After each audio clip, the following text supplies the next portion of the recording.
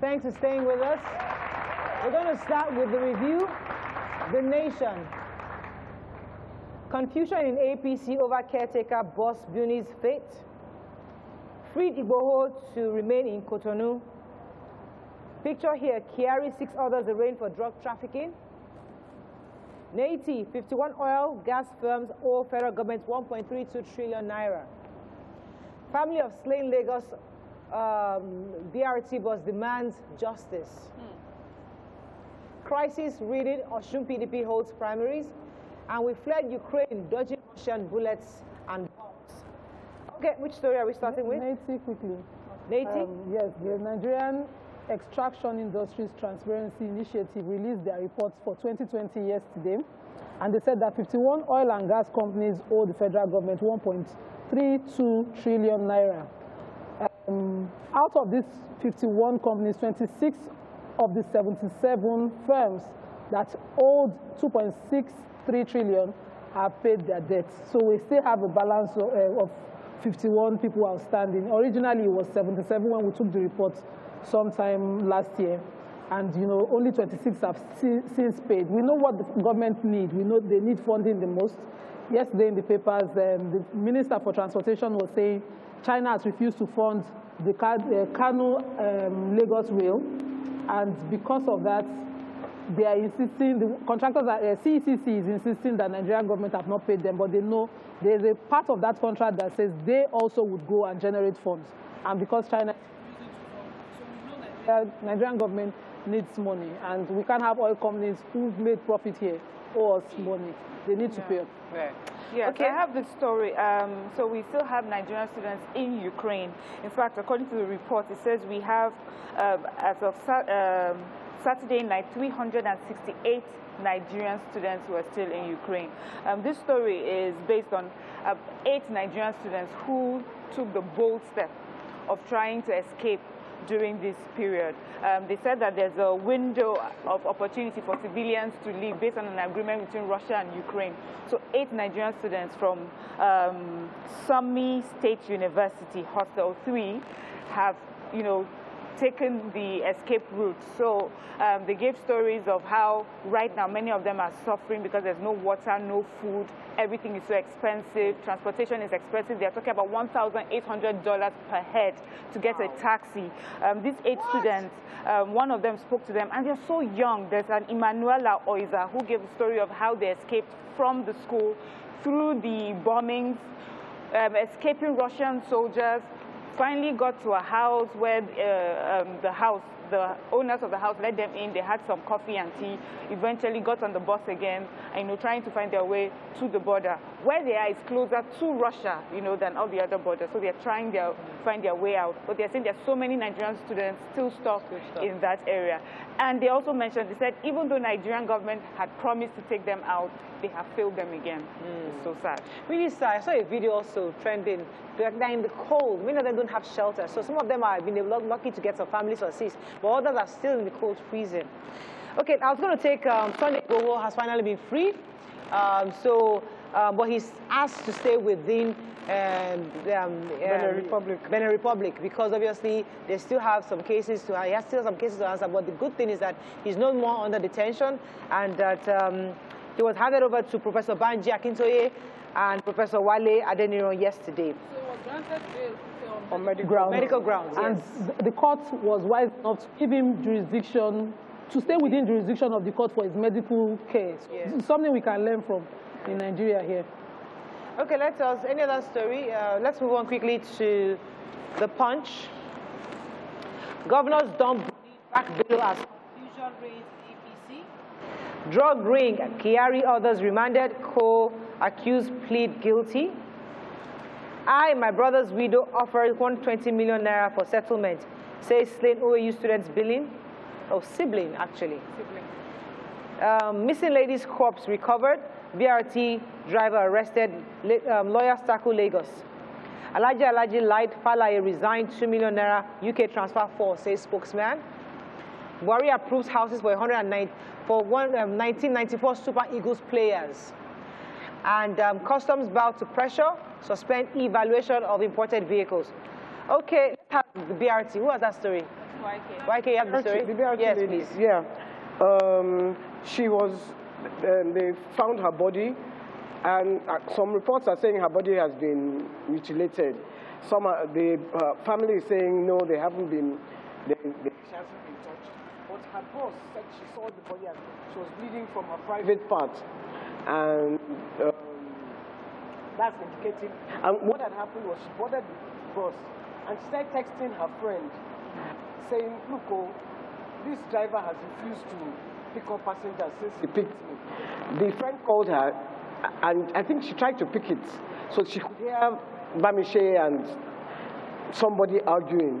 The next thing, they threw her body out of the bus, and the driver was found. The neighbors in the area where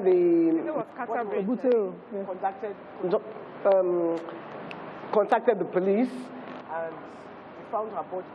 The driver was found in Ogun State somewhere. He says no, it's because they wanted his boss with guns, and he asked him to shut up or he will shoot, and he was afraid. They threw the body out. He doesn't know anything about it. He ran because he was scared. Yeah, so that's what he said. Sadly, this is the one chance bus situation, and we would never have believed it was possible. I know. So this has to have been the safest means of transport. Yeah, so the good thing is, the good thing that they were able to find him, because I was even told, my driver was telling me that they actually shut down the BRT lines. So obviously, no work for them. They couldn't. This morning, he had to use the other buses to get to work. So they shut down the BRT line, according to him, but they were able to trace this guy, and I'm happy they found out. But he's now claiming he's not the one. Like somebody else. So why didn't he report it? Garanto, yes. Which was a good thing. Yes. So that means the BRT system works. Works, but just like it can be safer. It needs to be safer, and then we have cameras because we need to know who's coming in and who's going out. This might not be the first. Because nobody would have thought, if she had not been a smart young lady and sent messages, this would have just gone under the carpet. And for me, the driver's reason makes no sense, because the first thing he would have done is to report to the police. Look at what has just happened. Exactly. To me. So even if he was under threat, he was a BRT driver. They have a special lane. They have that special. He is the one who could have gotten away with this. All right, let's move on because that's our hot topic today. Yes. The story of the custom bows to pressure. There's been indefinite strike by in the Lagos ports. Stakeholders have complained about the e-vehicle identification process, that it is cumbersome. And so, in response to the strike that has been on for the past 2 weeks, the Nigerian Customs Service has announced from yesterday that there will be a 31-day suspension of that process. And I'm happy to hear this, because we must have a government that is responsive. So if they've complained that this thing is not working for us, listen to them, negotiate, and let's resolve the way forward. So I'm looking forward to the solution over the next 31 days. And I'm hoping that since it's been suspended, those that are on strike get back to work, and let's free the congested ports. Okay, let's go on a quick break. When we come back, we continue with the review. Stay with us. We'll be right back. Stay tuned. Your View will be right back.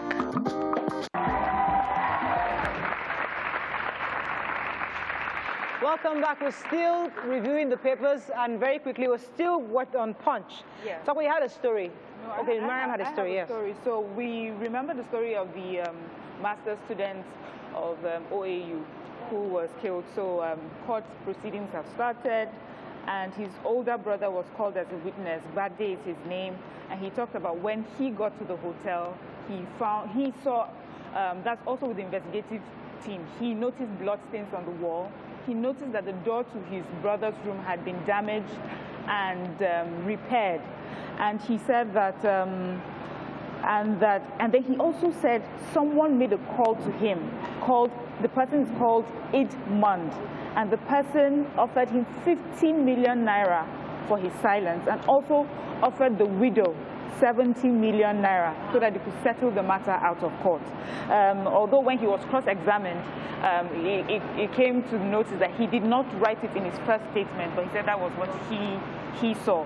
The widow also was called to give her own account, and they said she was really emotional. She broke down crying, and one of the staff, the receptionist, also admitted to the fact that the register for that night was doctored, so that things were changed on the night.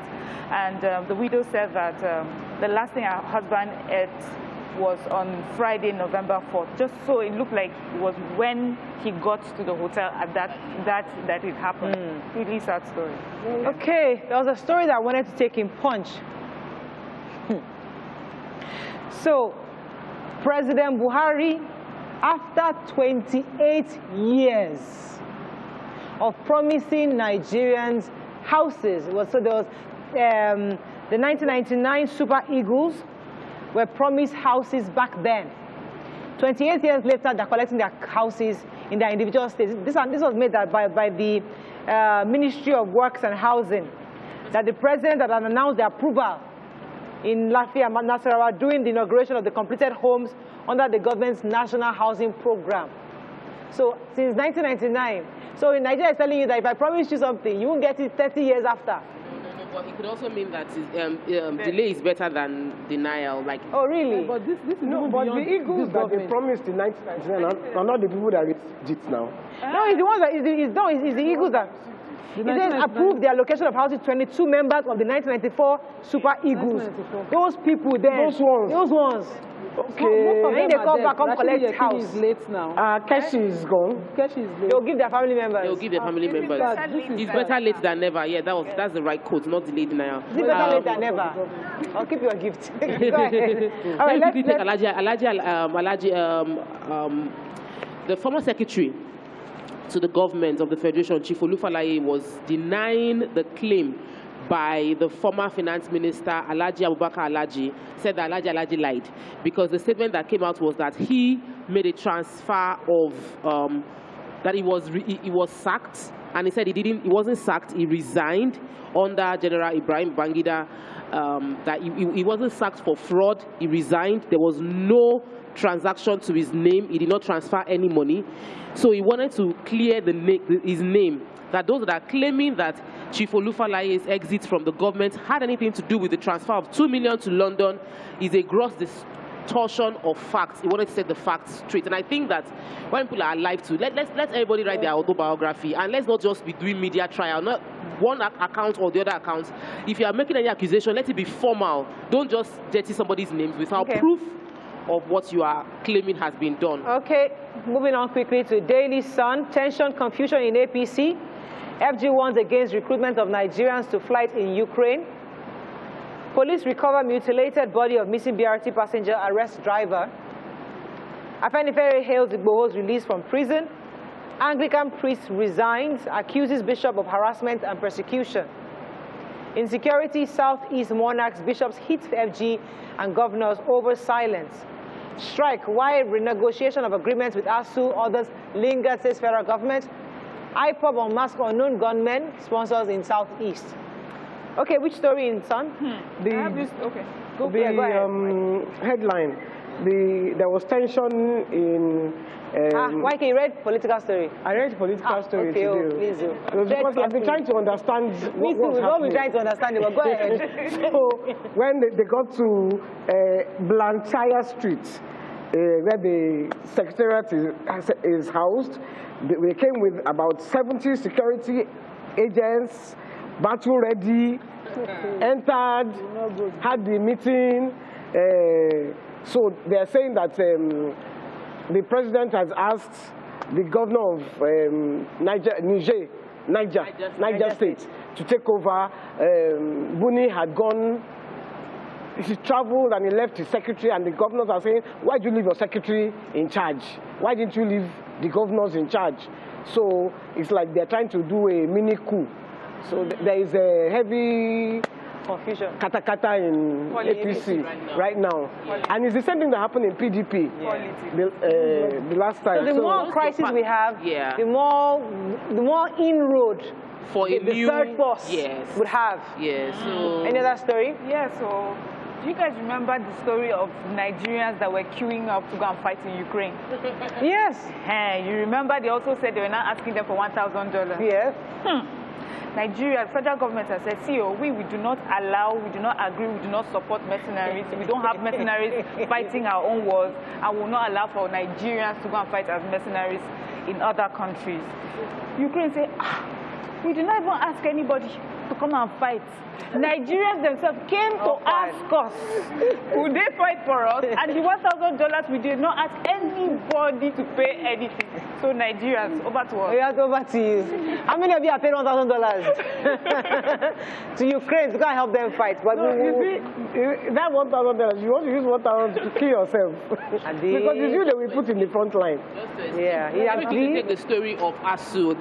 I've been taking this story and it gets messier and messier. My heart goes out to all Nigerian students who are at home right now because it doesn't look like it's going to be resolved anytime soon. The Minister for Education, Malam Adamu, has spoken while inaugurating a reconstituted federal government renegotiation committee in Abuja. Long story. This committee is going to be renegotiating with ASU. It is full of many pro-chancellors and they have a 3-month period to negotiate with ASU. They are renegotiating how they are going to fulfill the 2009 agreement. Remember, ASU has said that if you don't fulfill the 2009 agreement, we are not going back to work. That you cannot keep promising us and shifting the goalposts. Now, the government is saying 3 months of renegotiation. I'm wondering, in these 3 months, would ASU go back to work?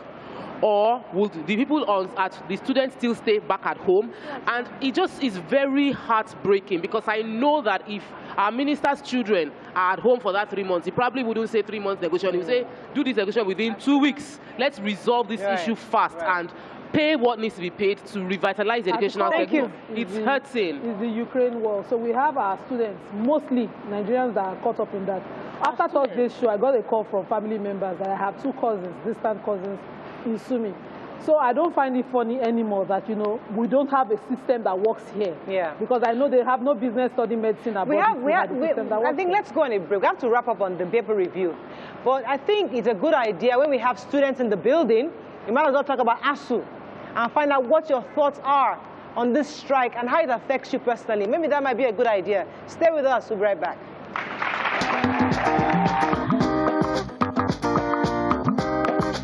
Stay tuned. Your View will be right back.